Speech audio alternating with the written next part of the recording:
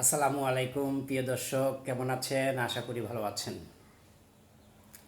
ধরুন প্রতিদিনের মতো আপনি আপনার কর্মস্থলে যাচ্ছেন। কর্মস্থলে গেলেন, আপনার যে কাজ সে কাজ করলেন। হঠাৎ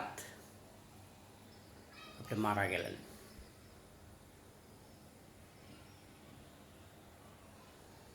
তারপর আপনার মারা যাওয়ার সাথে সাথেই আপনার ধর্মীয় রীতি অনুযায়ী দাফন কাফন বা অন্যান্য ধর্মে যে আনুষ্ঠানিকতা আসছে সেগুলো করবে।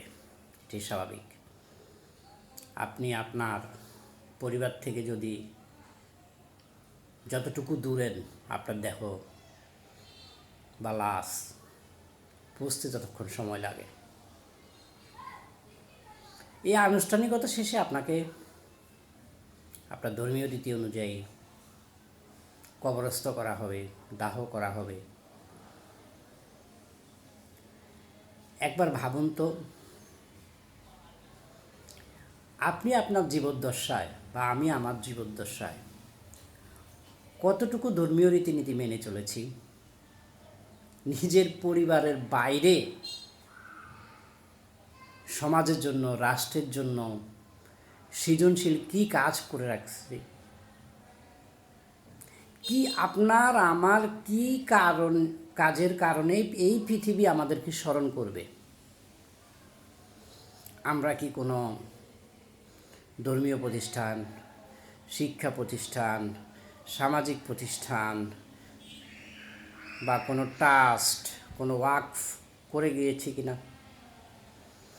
শত শত কোটি টাকা আমাদের, হাজার হাজার বিঘা জমি, বাড়ি, দালান কোঠা, গাড়ি আমার আপনার সাথে নিয়ে যাওয়ার সুযোগ আছে? নাই তো, নাই, সত্যি নাই। যদি নাই হয়ে থাকে তাহলে কেন আমরা মানুষের সাথে মানুষের এত ব্যবধান, এত পার্থক্য করে যাচ্ছি? কেন আমরা সামাজিক কার্যক্রমে অংশগ্রহণ করছি না? কেন সামর্থ্য থাকার পরও দু চারটে ইনস্টিটিউশন, প্রতিষ্ঠান করে যাচ্ছি না নিজের নামে, পিতামাতার নামে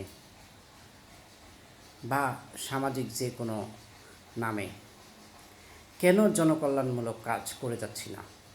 আমরা কি মনে করছি যে আমি শত শত বছর বেঁচে থাকব?